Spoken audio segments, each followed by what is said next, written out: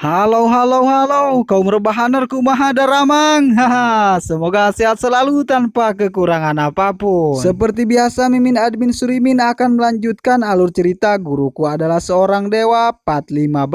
Namun sebelumnya Mimin ucapkan terima kasih antar nuhun yang sebanyak-banyaknya kepada orang yang telah nyawer terhadap Mimin. Linknya ada di kolom komentar. Haha, terima kasih, thank you very much. Selamat menonton.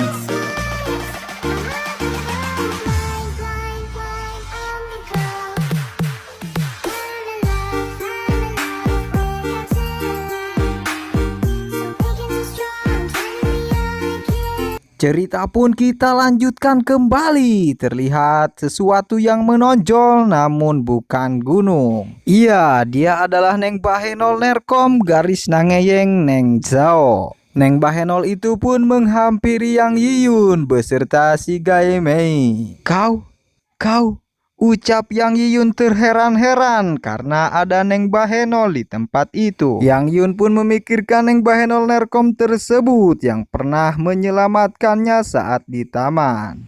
Ah, Yang Yiyun, ucap Neng Bahenol kaget ruas karena ada Yang Yiyun di tempat perusahaannya. Neng Bahenol, kau masih mengingatku? Bagaimana aku melupakanmu? Saat itu aku membuatmu berbibir-bibir. Kau pernah menolong anjingku. Tentu saja aku akan selalu mengingatmu, Yang Yiyun. Ucap Neng Bahenol tersebut. Ternyata hubungan Yang Yiyun dengan Direktur Bahenol Nerkom begitu baik. Bagaimana nantinya kalau mereka melakukan perkembangbiakan?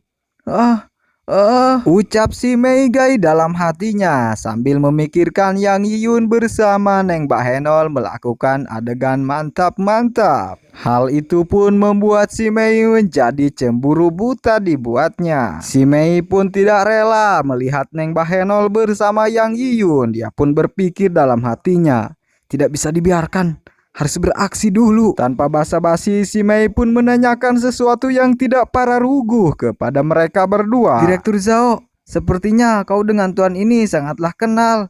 Kalian memiliki hubungan apa? Ucap si Mei menanyakan hal tersebut. Yang Yun pun rada rewasa eti karena mendengar Neng Bahenol dipanggil direktur. Direktur Zhao? Ternyata Neng Bahenol adalah direktur dari PT Grup Zhao. Ucap Yang Yiyun di dalam hatinya terheran-heran. Sebelumnya aku dengan Tuan Yang ada sedikit hubungan. Sekarang manajer Mei dengan Tuan Yang sedang melakukan apa? Ucap Neng Bahenol menanyai mereka berdua. Yang Yun pun menjawab pertanyaan Neng Bahenol tersebut. Hari ini Yang Yun datang untuk mengajakku kencan. Ucap si Mei memotong ucapan Yang Yiyun. Sontak saja hal itu pun membuat Yang Yiyun menjadi auto marah-marah. Yang Yiyun pun berkata dalam hatinya sambil nyelengir. Gila orang ini. Ucap Yang Yiyun di dalam hatinya. Tadi aku juga melihat kalian sedang melakukan sesuatu. Maaf, aku sudah mengganggu kalian berdua. Ucap Neng Bahenol sembari memikirkan Yang Yiyun yang sedang diuhu-uhu oleh si Mei tersebut. Bahkan Neng Bahenol memikirkan bahwa Yang Yiyun juga memiliki kebiasaan yang sama, yaitu seorang gay. Tidak, Neng Bahenol, kau sudah salah paham. Bukan seperti yang kau pikirkan, Neng Bahenol. Ucap Yang Yiyun menjelaskan bahwa dia tidak seperti si Mei tersebut, alias Yang Yiyun adalah seorang yang normal. Hal itu pun membuat si Mei menangis terseduh-seduh. Dasar kau Yang Yiyun, cowok jahat.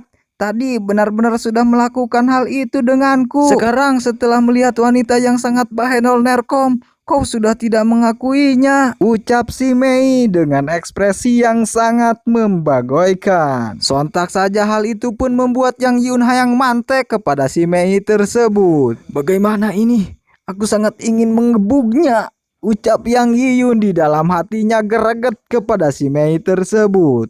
Terlihat Neng Bahenol pun ketakutan melihat dua sejoli yang suka terong makan terong. Dia pun mundur ke belakang sambil berkata, "Permisi, tunggu sebentar. Aku sungguh hanya datang ke sini untuk melamar pekerjaan, Neng Bahenol. Ucap Yang Yiyun menjelaskan dengan sejentrek-jentreknya kepada Neng Bahenol agar Neng Bahenol tidak salah paham. Akhirnya Neng Bahenol pun memahami situasi dan kondisi yang telah terjadi. Lantas Neng Bahenol pun meminta maaf kepada Yang Yiyun. Yang Yiyun, maafkan aku yang sudah salah paham kepadamu. Tidak disangka manajer Mei bisa begitu menyukaimu. Sepertinya kau begitu hebat Yang Yiyun. Ucap Neng Bahenol sambil sedikit menertawai Yang Yiyun. Lantas Yang Yiyun pun berkata, "Sudah Neng Bahenol, jangan menertawaiku lagi. Aku gak mau diginiin terus." Ucap Yang Yiyun. Kadang-kadang jodoh itu sangat luar biasa. Tidak disangka orang yang menolong anjingku saat itu sekarang ingin bekerja di perusahaanku. Ucap Neng Bahenol Lerkom tersebut dengan aura yang sangat luar biasa. Terlihat aura kecantikan terpancar dari dirinya. Namun tiba-tiba si Mei mendekat kepada Yang Yiyun sambil berkata, "Betul, jodoh sangat luar biasa," ucap si Mei menyela pembicaraan mereka tersebut. Sontak saja hal itu pun membuat Yang Yiyun menjadi muringkak bulu. Terlihat Yang Yiyun pun ngabiri gidik dengan perlakuan si Mei tersebut. Sambil mendorong si Mei menjauh darinya, Yang Yiyun pun berkata, "Masih belum memperkenalkan diri terhadap Neng Bahenol Nerkom. Aku adalah Yang Yiyun, mahasiswa jurusan Sejarah dan Arkeologi Universitas Ibu Kota Kuno. Di bagian mengidentifikasi peninggalan budaya, aku sangat percaya diri. Kuharap bisa masuk bekerja di perusahaanmu," ucap Yang Yiyun kepada Neng Bahenol tersebut. Lantas Neng Bahenol pun menjawab, "Aku adalah Zaonan, direktur dari PT Grup Zao. Aku tenang setelah melihat kau begitu semangat. Nanti aku akan menyuruh sekretarisku Aiye untuk merencanakan pekerjaanmu Yang Yiyun," ucap Neng Bahenol. Namun tiba-tiba terlihat si Mei menyela pembicaraan mereka tersebut. "Biarkan aku saja yang melakukannya, Direktur. Tolonglah aku saja, Direktur," ucap si Mei bersikukuh. Namun terlihat Yang Yiyun dengan ekspresi yang sangat membingungkan.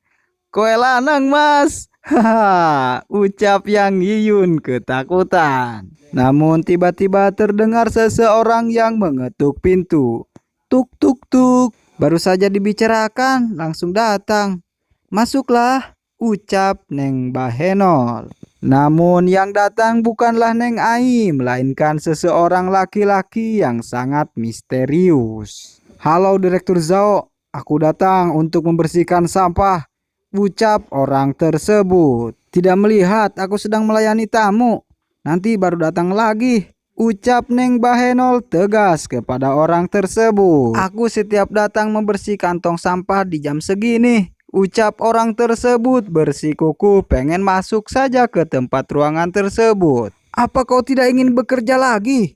Aku menyuruhmu keluar," ucap Neng Bahenol sambil rada ngegas. Tetapi orang tersebut hanyalah terdiam membisu seolah-olah merencanakan sesuatu. Namun tepukuh karu orang misterius tersebut mengeluarkan pakarang dari balik bajunya lantas menyerang Neng Bahenol sambil berkata, "Ini semua gara-gara kau. Dari awal aku sudah kehilangan pekerjaan. Mati saja kau. Hea!" Sontak saja hal itu pun membuat Neng Bahenol ketakutan. "Pembunuh! Tolong! Tolong kamu! Tolong! Ada pembunuh kamu!" Setiap ada kejahatan, pahlawan pasti datang. Dengan begitu gagahnya, dengan begitu hebatnya, Yang Yun pun menahan serangan tersebut hanya dengan menggunakan 2 jari saja. "Apa kau melupakan keberadaanku?" ucap Yang Yiyun dengan begitu gagahnya. Sontak saja hal itu pun membuat mereka semua yang ada di ruangan sana ngajawau terpercaya. Mereka pun berkata dengan kompaknya, "Menjepit pisau dengan jari? Hah?" Dengan tendangan si madunnya, Yang Yun pun menendang orang misterius tersebut. Hiat! Pem! Sehingga membuat orang misterius tersebut ngancleng ke tembok. Pem! Orang itu pun terkapar lemas. Sambil menahan rasa sakit akibat tendangan Yang Yiyun, orang itu pun berkata, "Zaonan, kau membuatku kehilangan pekerjaan. dan juga membuatku tidak bisa membayar hutang judi. Aku tidak akan melepaskanmu, Zaonan. Akhirnya kita pun diperlihatkan dengan sosok Neng Ai yang baru saja datang ke ruangan tersebut. Apa yang sedang terjadi, Direktur Zhao? Aku di luar sana mendengar suara yang aneh. Suaranya hante para ruguh gitu kadengenya ku aku, Direktur Zhao. Ucap Neng Ai. Cepat lapor polisi, Ai. Tadi aku hampir saja didodet make golok. Beruntung saja tadi ada Tuan Yang Yiyun menolongku. Ucap Neng Bahenol dengan nada-nada kepanikannya terlihat dari raut mukanya yang sangat pucat karena hampir saja dia didodet make golok oleh orang misterius. Sekarang aku lapor polisi. Ucap Neng Ai sambil terburu-buru karena dia pun panik mendengar berita tersebut. Kita pun diperlihatkan dengan si Mei yang terbelalak rewas melihat kehebatan Yang Yiyun. Tidak disangka ternyata dia adalah orang pelatihan. Tidak terlihat dari penampilannya. Sebelumnya aku pernah mempersulit dia. Apakah dia akan menyimpan dendam denganku? Ucap si Mei di dalam hatinya ketakutan kepada Yang Yiyun. Neng Bahenol, sepertinya kalian saling kenal. Ada apa ini? Ucap Yang Yiyun bertanya kepada Neng Bahenol. Lantas Neng Bahenol pun menjawab, saat aku baru memegang perusahaan, aku banyak memberhentikan orang-orang yang tidak mengerjakan apa-apa dan tidak berkemampuan. Mereka tidak mengembangkan diri. Sebaliknya di jam istirahat berjudi. Sehingga banyak yang membenci kepadaku. Orang yang tadi menyerangku adalah salah satunya. Ucap Neng Bahenol menerangkan kepada Yang Yiyun.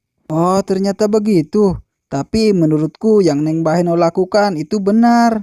Kau adalah seorang direktur yang baik. Kau sangat memiliki aura ratu. Ucap Yang Yiyun memuji kecantikan Neng Bahenol tersebut. Hanya kau yang suka bercanda denganku, Yang Yiyun. Ucap Neng Bahenol tersebut. Oh iya, nanti aku harus menghadiri resepsi wisuda. Aku takut masih ada temennya. Sekalian saja aku mengantarmu pulang ke rumah dulu ya. Ucap Yang Yiyun menawarkan tumpangan kepada Neng Bahenol sambil jaga-jaga takutnya ada yang menyerang di perjalanan. Boleh, demi membalas budimu aku akan mentraktirmu makan lain kali. Kau juga pernah menolongku waktu di taman. Seharusnya aku yang mentraktirmu makan. Kau juga pernah menolong anjingku kan? Begini saja. Aku mentraktirmu dulu, kau baru mentraktirku lagi. Ucap Neng Bahenol. Boleh kalau itu maumu, jawab Yang Yiyun. Lantas mereka pun pergi ke parkiran. Terlihat si hitam mahal 4 miliar pun nongkrong di sana. Ayo, mobilku di sana. Ucap Yang Yiyun. Melihat mobil Yang Yiyun yang sangatlah mewah, Neng Bahenol pun berpikir di dalam hatinya. Sebulan yang lalu bukankah dia masih magang? Sekarang bagaimana dia bisa membeli mobil mewah? Apakah dia miara tuyul? Pikir tetangga. Oh iya, bukankah dia tadi hanya menggunakan 2 jari untuk menahan sebilah pisau? Kemungkinan dia adalah seorang petarung kuno. Pikir Neng Bahenol. Namun pikiran Neng Bahenol tersebut itu pun membuat episode ini berakhir. Sampai berjumpa di next video. Terima kasih sudah menonton.